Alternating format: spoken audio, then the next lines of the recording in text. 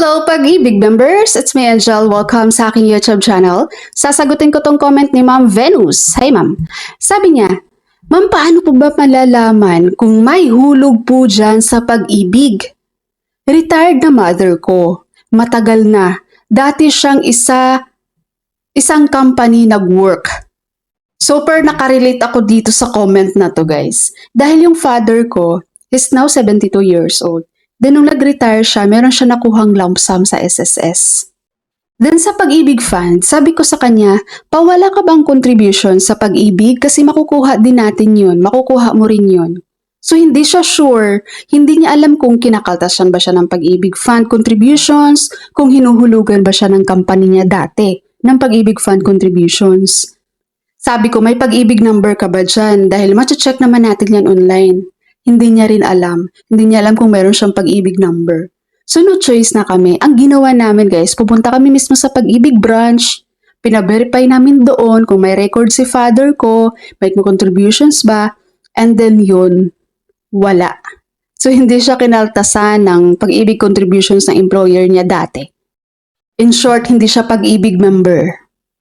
Kaya po sa mga retired natin dyan, mga senior citizens dyan, guys, yung pinaghirapan nyo pong contribution sa Pag-ibig dati, kahit gaano man yan kaliit, mawi-withdraw nyo po yan sa Pag-ibig. Kapag hindi po kayo sigurado, katulad sa nag-comment, kapag hindi po kayo sigurado kung meron po kayong contributions dati sa Pag-ibig Fund, meron po tayong dalawang paraan paano ma-check yan. Number 1, kapag hindi nyo po alam ang inyong Pag-ibig number, no choice na po kayo dito kundi pupunta na kayo mismo sa Pag-ibig branch para ipa-verify nyo po ang records nyo. Kung meron ba kayong record sa Pag-ibig, may Pag-ibig number ba kayo? No, para ma-check mismo sa record ni Pag-ibig, guys. Magdala kayo ng inyong valid ID at magdala na rin kayo ng inyong copy ng birth certificate. Kasi malay natin may kapangalan ka sa Pag-ibig, guys. So kakailanganin ni Pag-ibig ang birth certificate mo para ma-identify doon sa records kung ikaw ba yan na nagpapaverify mismo sa kanila. At kapag na-check mo doon sa Pag-ibig Fund na meron ka palang contributions, then doon pa lang mag-file ka na agad ng retirement claim. Mag-file ka na agad ng retirement claim doon. Pangalawa, kapag alam mo naman ang iyong Pag-ibig number, pwede ka pong gumawa ng Pag-ibig virtual account.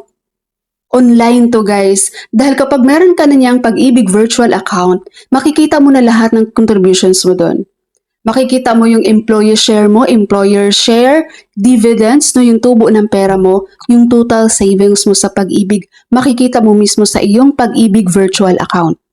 Lalong-lalo na po kapag wala pong Pag-ibig branch na malapit sa area mo, basta alam mo lang yung Pag-ibig number mo, guys, gumawa ka po ng Pag-ibig virtual account. Ito po yung Pag-ibig virtual account, no? And dito sa loob na to, makikita natin lahat, guys. Andito yung regular savings. Ito yung mga regular contributions natin. I-click mo lang to, makikita mo dyan ang iyong employee share, ang iyong total contributions, ang iyong employer share, yung tinubo ng pera mo, at yung total savings mo. Okay? And then, meron din ditong MP2. Kung meron kang MP2 savings, makikita mo rin dito yung mga contributions mo sa MP2 at yung tinubo ng pera mo sa MP2. Okay? So, ito yung pinaka-the best talaga, guys, na gawin nyo. Pag-ibig virtual account. Dito nyo malalaman ang mga contributions nyo sa Pag-ibig Fund nang hindi nyo na kailangan pang pumunta sa mga branch para lang ipa-check yung contributions nyo. Diba? At ang dali lang gumawa ng Pag-ibig virtual account, guys. Meron na akong naging tutorial video paano gumawa ng Pag-ibig virtual account. Kung gusto mo ng video ko na yon, comment ka lang, i-reply ko sa'yo yung link ng video. Lalo na yung mga nasa probinsya na, guys, diba, na mawawalang Pag-ibig branch dyan. Kailangan mo talagang pumunta sa city para lang pumunta sa Pag-ibig. So ang gawin nyo po muna, muna kayo, Pag-ibig virtual account para makita nyo yung mga contributions nyo. Alright, Pag-ibig members, that's all for my video for today. Thank you so much for watching, everyone. God bless y'all.